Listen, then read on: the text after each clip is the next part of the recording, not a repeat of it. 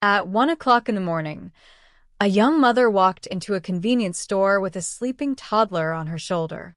She needed baby formula. She had been counting coins in her pocket on the way to the store. She had done the maths 3 times on the walk there, the way tired people do when they already know the answer, but cannot stop hoping the number will change. It did not change. She was $6 short. She placed the formula on the counter. The young man behind the register, a college student working the night shift to pay his tuition, rang it up. She began counting her coins onto the counter. She counted them once, then again, then a third time. Then she stopped. The young man watched her. He did not rush her. He did not sigh. He waited. She looked up at him and said she was sorry. She said she was a little short tonight. She asked if she could leave her phone number and come back tomorrow to pay the rest. He looked at the coins on the counter. He looked at the sleeping child on her shoulder. He looked at the formula sitting between them. Then he reached into his apron pocket.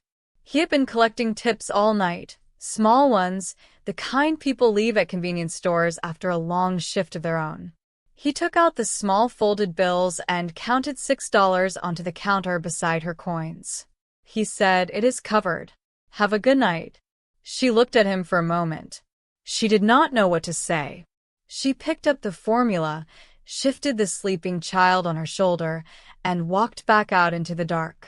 The young man told this story later, not to be praised, but because someone asked him why he did it. He said, "I could not imagine sending her back out with nothing. That is the whole story. There is no dramatic ending.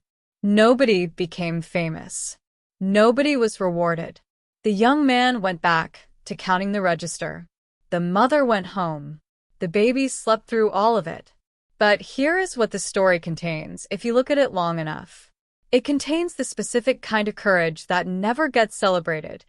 The courage of choosing decency at 1 o'clock in the morning when nobody is watching and nothing requires you to. The courage of a person who sees someone in a small difficulty and decides, quietly, that they are going to close that gap with whatever is in their pocket. $6. That is what it cost. Not money he had to spare. Money from his tips, from hours of work, from a long night of his own. He gave it because he could not imagine not giving it. There is a particular kind of person in the world who sees suffering, even small suffering, even the $6 kind, and asks themselves not whether they can afford to help but whether they can afford not to. These people rarely announce themselves. They do not post about their generosity. They reach into their apron pocket and count out the difference and say it is covered and mean it and move on.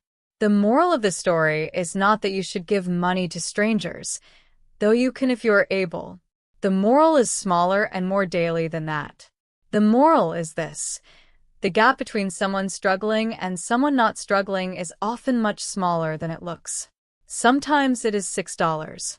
Sometimes it is 5 minutes. Sometimes it is just the willingness to wait quietly while someone counts their coins a third time without making them feel ashamed. You will encounter these gaps today, probably more than once. And in each of them, there is a choice. The young man at the convenience store made his without thinking too hard about it. He simply could not imagine doing otherwise. Neither, perhaps, can you. And that is enough. This is a true story from 2026. It happened at a convenience store somewhere in the world at 1 in the morning, and it was told by the young man himself, not for praise, but because it happened.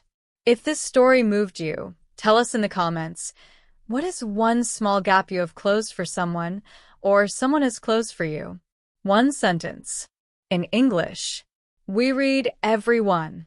The next story is coming soon. It is about a professor who left a sandwich on his desk every day for a month without ever mentioning it, and the student who only understood why years later. Like this video. Subscribe. And keep listening. SERA English. Keep going.